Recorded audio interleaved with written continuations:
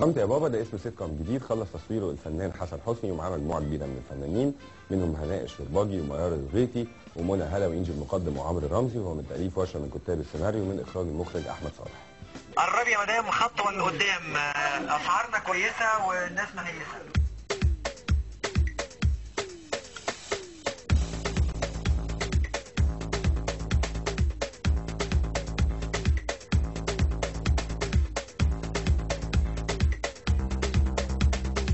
أنا بكرهه، هذا الشخص أنقذه، شيلوه من قدامي لحطمه. اكشن. وليكات الساير معايا، انا الساير ولا ايدك على 6 شهور متاخرين. ايوه وادبا ليك ال6 شهور المتقدمين. يلا الأحداث أنا وجوزي حسن حسني، يعني احنا عائلة ما احناش غني قوي ولا احنا فقراء قوي، متوسطين.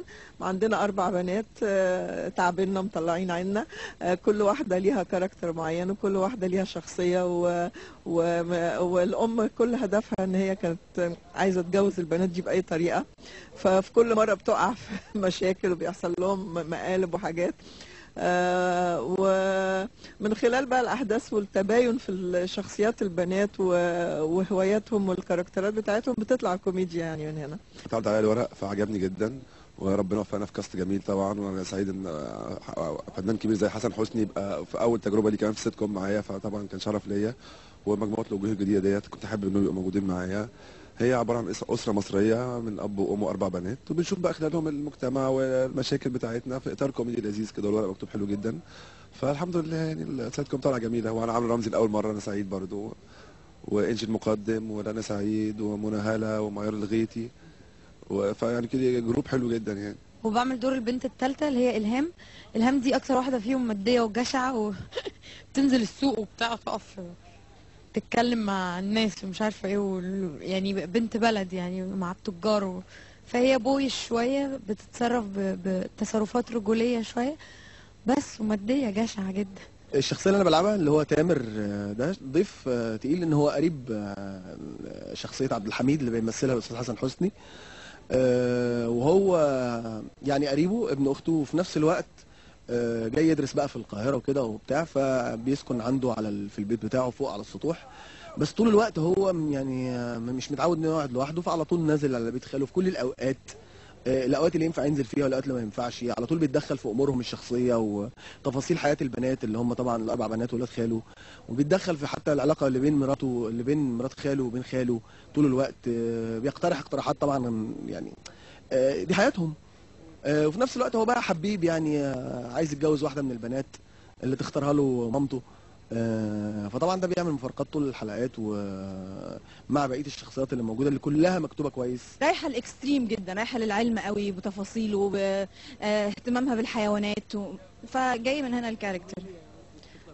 بتطلع من تعاملها مع الحيوانات، ازاي هي بتعالج المواقف عن طريق علمي، يعني كل الناس بتعالجها عن طريق انه هم بيتكلموا يعني من ناحيه عقليه، هي اكتر حاجه بتدخلها طول الوقت العلم بمصطلحاته. انا بعمل دور طارق في السيت كوم ده. طارق ده صاحب واحده من البنات اللي هي ريهام اللي بتقوم بدورها انجي المقدم. في اول حلقه المفروض بتجيبني عشان اعمل مقلب في عريس جاي لها، باجي انا كمان اعمل عريس عشان اطفش العريس ده. تتولى الاحداث بقى كده، اتعرف على العيله، بحب واحده من البنات ومتخصص المقالب. انا بعمل هيام، واحده من ال4 بنات اللي هم الاخوات، كل واحده فينا ليها شخصيه وبتقدمها بشكل كوميدي. عندنا البنت العالمه والبنت الصحفيه والبنت الماديه وانا اللي هي الرومانسيه جدا، فالمفروض بقى ان شاء الله انها تطلع بشكل لطيف يعني. بالنسبه للكاركتر هو حد هوملس اسمه عبد الكريم، او بمعنى صح عبد الكريم، بس هو في اللحفه بتتقال عبد الكريم، وهو اللي في الره فتبقى عبد الكريم. هو واحد يعني كل اللي اقدر اقوله عن الكاركتر ان هو مش عارف ان هو اللغ بس، فهي رايحه منه خالص بقى. شكرا يعني. الفكره جت، انا كنت بدور على فكره سيت كوم تكون قريبه قوي من البيت يعني، انت فاهم، ففكرنا في حكايه ان هم 4 بنات مع ابوهم، اوكي، اللي هو اكيد هيكونوا مغلبينه يعني. وبعد كده وانا بفكر يعني وكده، جت في دماغي شخصيه اللي هو ابن الخال، ابن العم المغترب القروي اللي هو الاقليمي ده اللي بيجي يقرف البنات اكتر يعني، انت فاهم.